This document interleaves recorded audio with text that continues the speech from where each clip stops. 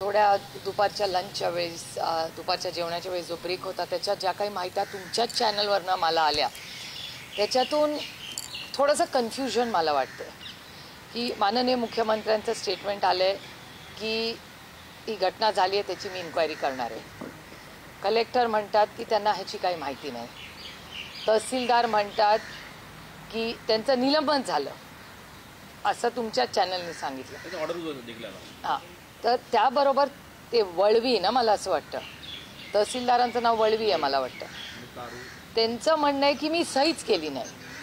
एकीकडे महाराष्ट्र सरकार म्हणते की ती सरकारची जमीन आहे, ती विकता येत नाही. दुसरीकडे व्यवहार झाला असं म्हणतंय. तिसरीकडे तहसीलदार म्हणतंय की मी त्याच्यावर मी सहीच केली नाही. दुसरा म्हणतो की स्टॅम्प ड्युटीची नोटीस आली आहे. एकीकडे 21 कोटी स्टॅम्प ड्युटी आहे, मागणी आज येते 6 कोटीची. लाईक अ बनाना रिपब्लिक यार. सरकार चालवतंय कोण आणि निर्णय प्रक्रियेत आहे तरी कोण? माननीय मुख्यमंत्र्यांनी ऑर्डर केली आहे, तर ह्या सायमल्टेनियसली ह्या गोष्टी कशा काय होत आहेत? मग व्यवहार झालाय का नाही झालाय? स्टॅम्प ड्युटी भरली आहे का नाही भरली आहे? सकाळी 21 कोटी होती, आता 6 झाली. मग जमीन सरकारची होती तर ती विकलीच कशी गेली? आणि तलाठी म्हणतात आणि तहसीलदार म्हणतात आम्ही सहीच नाही केली. मग नक्की झालंय तरी काय याचं स्पष्टीकरण सरकारने द्यायला पाहिजे. आणि मला खरंच आश्चर्य वाटतंय महाराष्ट्र सरकारचं की रोज या सरकारमध्ये काही ना काहीतरी असेच गोंधळ येत असतात. म्हणजे शेतकऱ्यांची कर्जमाफी असेल, त्या कर्जमाफीत आम्ही सांगितलं 30,000 कोटी रुपयाची कर्जमाफी करू. तुमच्याच चॅनलवर वारंवार दाखवलं जातं की 3 रुपये, 8 रुपये, 6 रुपये, 100 रुपये, 1,500 रुपये असे प्रत्येक सरला वेगळे वेगळे दिले जातात. तुम्ही बघता या सरकारचं, महाराष्ट्र सरकारमध्ये वोट चोरीच्या सातत्याने गोष्टी येत आहेत. मग प्रशासन चालवतंय कोण? चालतंय हे कसं? एवढी मोठी मेजॉरिटी 200 काहीतरी 80 त्यांचे काहीतरी आमदार आलेले आहेत, एवढी ब्रूट मेजॉरिटी ज्याला इंग्रजीमध्ये म्हणतात असताना हा एवढा गोंधळ होऊच कसा शकतो सरकारमध्ये? त्याच्यातून महाराष्ट्रात क्राईम वाढलेला आहे. हा माझा डेटा नाही आहे, महाराष्ट्र सरकारचा डेटा. दर 3 तासाला एक शेतकऱ्याची आत्महत्या होते. हा डेटा पण माझा नाही आहे, हा मकरंद पाटलांचा डेटा आहे. त्यांनी फ्लोअर ऑफ द हाऊसला असेंब्लीला दिलेलं उत्तर. म्हणजे शेतकऱ्यांच्या आत्महत्या होत आहेत, जल जीवन मिशनमध्ये गडबड आहे, शिक्षकांच्या आत्महत्या होत आहेत. किती तुम्हाला विषय सांगू महाराष्ट्र सरकारमध्ये? दररोज एक दिवस आड तरी घोटाळा तरी. जैन हॉस्टेलचा जो मोठा घोटाळा झाला आणि आपापसात म्हणजे विरोधक तर बोलतातच, पण त्याच्याबरोबर मित्रपक्षही त्याला आम्हाला कागदपत्र देतं. जे नक्की सरकार एवढी मोठी मेजॉरिटी असताना झालंय का या सरकारला हेच समजत नाही. प्रश्न उपस्थित होतो, पार्थ पवारांचं नाव पुढे येतंय. काय वाटतं तुम्हाला या प्रकरणामध्ये अजित पवारांनी पुढे येऊन राजीनामा देण्याची गरज आहे? कारण त्याची मागणी होती. नाही बघा, मागणी करणारे मागणी करू शकतात, तो त्यांचा अधिकार आहे. आणि आम्ही लोकशाहीवर प्रेम करणारे, विश्वास ठेवणारे लोक आहेत, त्याच्यामुळे लोकशाहीमध्ये प्रत्येकाला मागणी करायचा हा अधिकार. तो आमच्या वेळीसही अनेक वेळा राजीनामे मागितले, तो त्यांचा अधिकार आहे. आणि आम्ही दडपशाहीवाले नाही की अरे यांनी राजीनामा मांडला त्याला नोटीस पाठव, त्याला हॅरेसमेंट करा. असले उद्योग आम्ही कधी केले नाहीत सत्तेत असताना आणि कधी करणारही नाही. पण ह्या परिस्थितीमध्ये माननीय मुख्यमंत्र्यांनी जे कॉमेंट्स केलेले आहेत त्यांनीच उत्तर दिलं पाहिजे ना. आणि गोंधळ बघा ना, तुम्हीच बघा ना, तहसीलदार आणि तलाठीची नोकरी गेली म्हणजे त्यांना कामावरनं काढून टाकलं आणि तहसीलदार तलाठी म्हणतात मी सहीच नाही केली. हा तहसीलदार तलाट्यावर अन्याय नाही का?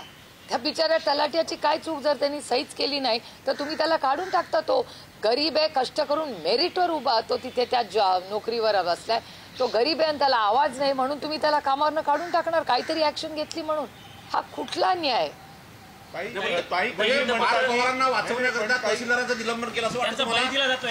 कसं काय? पार्थ पवारांचा विषयच येत नाही याच्यात. हे महाराष्ट्र सरकारचा इंटरनल इश्यू आहे, पार्थ पवारांचा विषयच येत नाही याच्यात. याचं कारण असं, पार्थ पवारांनी त्यांना जे प्रश्न पाठवले आहेत ते म्हणलेत की माझी लीगल टीम त्याचं उत्तर देईल, जे बरोबर आहे. पण एकीकडे महाराष्ट्र सरकार आपल्याला सगळ्यांना कन्फ्यूज करतंय. महाराष्ट्र सरकारचं पहिलं स्टेटमेंट काय आलं की जमिनीचा व्यवहार होऊ शकत नाही. मान्य, तुमच्या चॅनलवर पाहिलेल्या गोष्टी मी तुम्हाला बाय सिरियल सांगते. जर व्यवहारच होऊ शकत नाही तर स्टॅम्प ड्युटीची नोटीस कशी काय आली? आणि मग किती नक्की त्याच्यात पण तफावत आहे.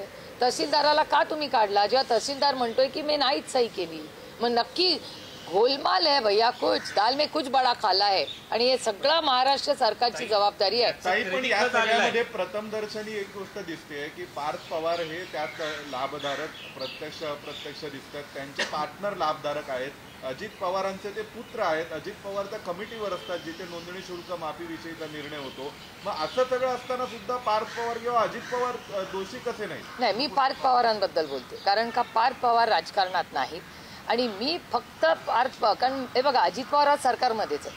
त्याच्यामुळे देवेंद्रजी, अजित पवार, शिंदे साहेब जे कोणी सत्तेमध्ये आहेत ते एक गव्हर्नमेंट म्हणून आपण एक युनिट म्हणून बघूया आपण. त्याच्यामुळे ह्या युनिटनी उत्तरं दिलं पाहिजे. कारण का तुमच्या चॅनलवर मला कुठून स्टोरी माहिती आहे? तुमच्या चॅनलपासूनच.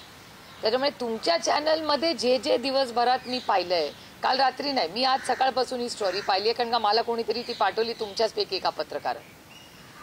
तेव्हापासून मी स्टोरी पाहिली. दिल्लीच्या वर्तमानपत्रात ती आलेली नाही आज. ताई, पण अगोदर जैन समाजाची जमीन गेली, वक्फ मध्ये मुस्लिम समाजाची जमीन गेल्या, आता ही दलित समाजाची जमीन.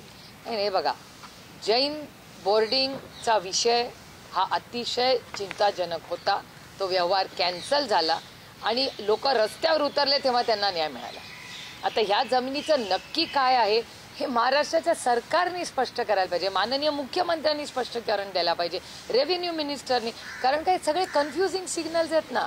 तुम्ही नाही का, तुम्ही बघा ना, तुम्ही ज्या स्टोरी जेव्हापासून ब्रेक झाली आत्ता या क्षणापर्यंत किती त्याच्यात कॉन्ट्रडिक्शन्स आहेत. आणि कॉन्ट्रडिक्शन्स कोणी खरेदी केले त्याचे नाही आहेत. हे महाराष्ट्र सरकारने उत्तरं द्यायला पाहिजे. मुख्यमंत्र्यांचं विधान होतं की प्रथमदर्शनी या सगळ्या गोष्टीकडे बघितल्याच्या नंतर काहीतरी गडबड झाली असं वाटतं की या सगळ्याची सविस्तर चौकशी झाली पाहिजे. मुख्यमंत्र्यांचं तुम्ही विधान आता सांगितलं, कारण का हे सगळं बघता मुख्यमंत्र्यांकडनं अडचणीत आणण्याचा प्रयत्न केला जातोय असं तुम्हाला वाटतं? शक्यता नाकारता येत नाही, कारण मुख्यमंत्र्यांनी स्पष्टीकरण दिलं पाहिजे ना.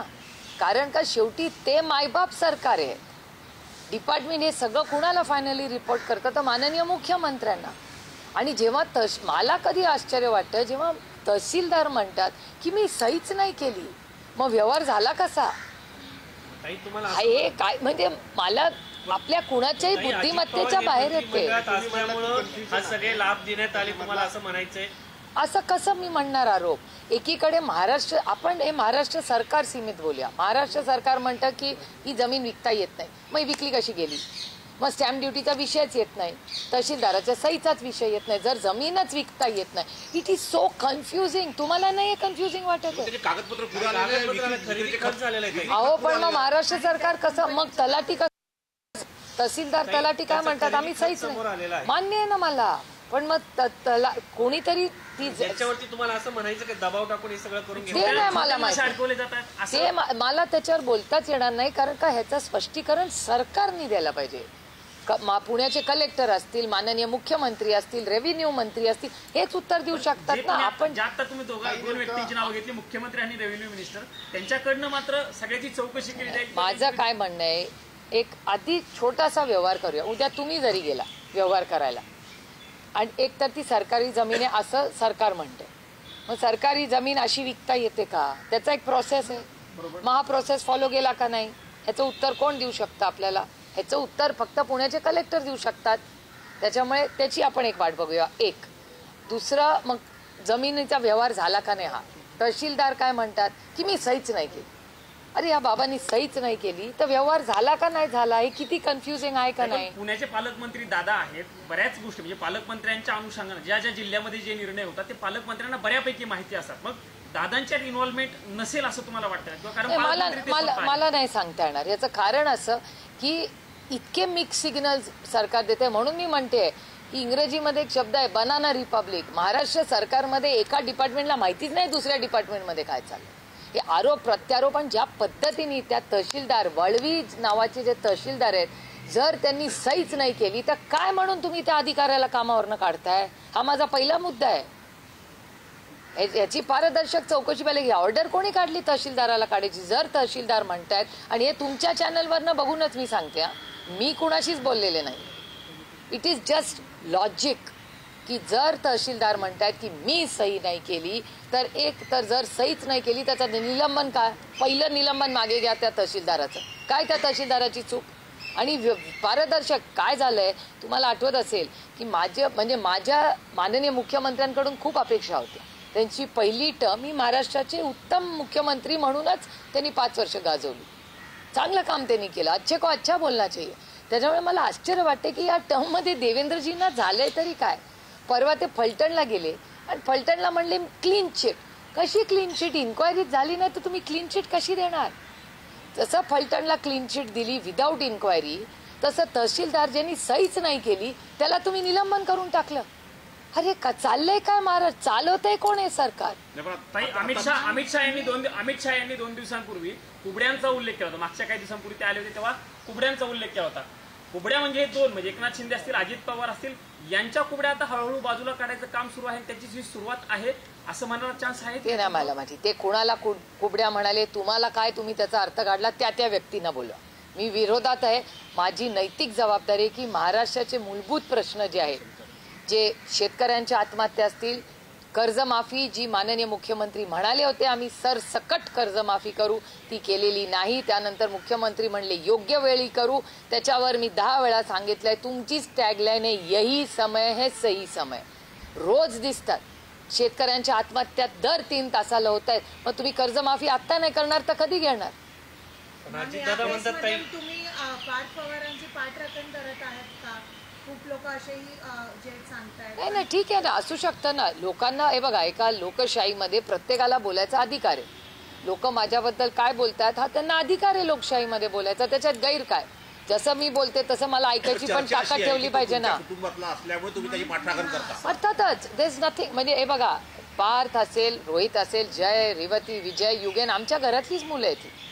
मी माझ्याकडे जे येते माहिती जी आत्ता येते किंवा आज सकाळपासून जी झी टीव्हीनी जी काही सुरुवात केली आणि त्याच्यातून त्या ज्या मला माहिती पाठवली गेली त्यांच्याकडून आणि नंतर बाकीच्या सगळ्या चॅनल्सकडून ती आली, त्याच्यातून प्राथमिक जी माहिती येते त्याचे माझेच प्रश्न आहेत ना. माझे 3 प्रश्न आहेत. चुकीचे असेल तर तुम्ही दाखवू नका. माझा पहिला प्रश्न आहे की ही जमीन सरकारी होती, मग ती विकता येते का नाही? विकता येत असेल तर प्रोसिजर फॉलो केलं का? दुसरा महत्त्वाचा मुद्दा की तहसीलदार म्हणतात मी सहीच नाही केली. जर सहीच नाही केली तर व्यवहार झालाच कसा? आणि आधी बातमी होती की 21 कोटी रुपये स्टॅम्प ड्युटी आहे. व्यवहारच म्हणजे को रिलेटेड आहे ना. पहिला प्रश्न, दुसरा आणि तिसरा. जर विकताच येत नाही, तलाट्यांनी सहीच नाही केली तर स्टॅम्प ड्युटीचा प्रश्न येतो कुठे? आणि त्याच्यातून बोलणं झालं काय? हो अर्थातच. मी पार्थची सकाळीच बोलले. जेव्हा मला ही माहिती आली तेव्हा मी पहिला फोन आधी पार्थला केला की बाबा रे काय ही बातमी, मला समजून तरी सांग. त्याचं म्हणणं आहे आत्या मी काही चूक केलेले नाही आहे आणि माझ्या वकिलांशी माझं बोलणं झालंय. तर जर वकिलांनी बोलणं झालंय तर ते वकील कदाचित सगळे कागदपत्र घेऊन तुम्हाला क्लॅरिफिकेशन देतील. राज्य सरकारच्या वतीने आता चौकशी समिती स्थापन करण्यात येत आहे. त्या चौकशी समितीच्या नावाखाली काय वाटतं की हे सगळं प्रकरण दाबण्याचा प्रयत्न आहे का? दाबलं कसं जाईल? जर माननीय मुख्यमंत्री स्वतः काहीतरी सकाळचं तुमच्या चॅनलवरचं स्टेटमेंट आहे, पहिली त्यांचं स्टेटमेंट आहे की विषय गंभीर आहे, त्याच्यानंतर ते म्हणाले की त्याची इन्क्वायरी करू. त्यामुळे नक्की मुख्यमंत्र्यांच्या मनात काय हेच समजत नाही. जैन बोर्डिंगच्या केसमध्येही तसंच झालं, ह्याही मध्ये होत आहे. त्यांनी फलटणला तर त्या मुलीची हत्या झालेली असताना त्यांनी क्लीन चिट दिली, मग म्हणाले SIT स्थापन करू. त्या मुलीच्या डॉक्टर मुंडेंच्या केसमध्ये आजही SIT स्थापन झालेली नाही. महादेव मुंडेंची SIT स्थापन करून 3 महिने झालेले आहेत. त्यांच्या फॅमिलीला अजिबात काही ब्रीफिंग देखील केलं जात नाही. तर ही परिस्थिती आहे ना महाराष्ट्रात आणि हे गंभीर आहे. महाराष्ट्र पुण्यामध्ये 2 दिवसापूर्वीची गोष्ट आहे, त्या मेन रोडलाच येऊन खून केलेले जातात आणि दर आठवड्याला नाही 1 दिवस आड तरी पुण्यात क्राईम वाढतो. आणि हा माझा डेटा नाही, हा भारत आणि महाराष्ट्र सरकारचा डेटा आहे. त्यामुळे महाराष्ट्र सरकार चालवतंय कोण, कसं चालतंय हा एक मोठा प्रश्नच आहे.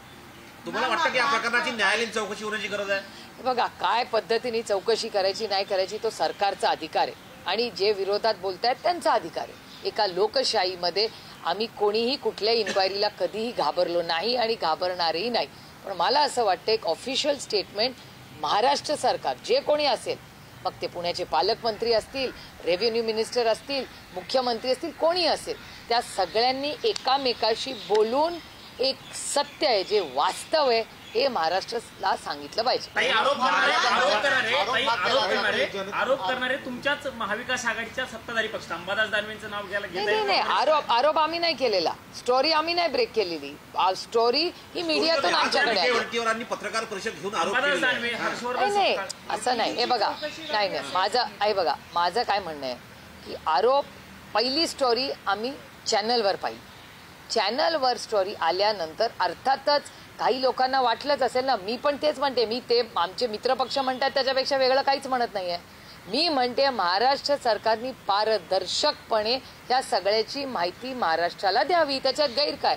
आणि मी तहसीलदाराच्या बाजूनी एवढ्यासाठीच बोलतेय की तहसीलदारांचं स्वतःचं तुमच्या चॅनलवरचं स्टेटमेंट आहे की मी व्यवहाराला सही केलेली नाही. मग तुम्ही त्याचं निलंबन केलंच कसं? हे मी कुणासाठी बोलले असते? मी सत्तेत असते तरी माझी हीच लाईन असती की तुम्ही काय म्हणून त्या गरीब कष्ट करणारा कुठल्या तरी शेतकऱ्याचाच मुलगा अभ्यास करून तहसीलदार झाला असेल ना.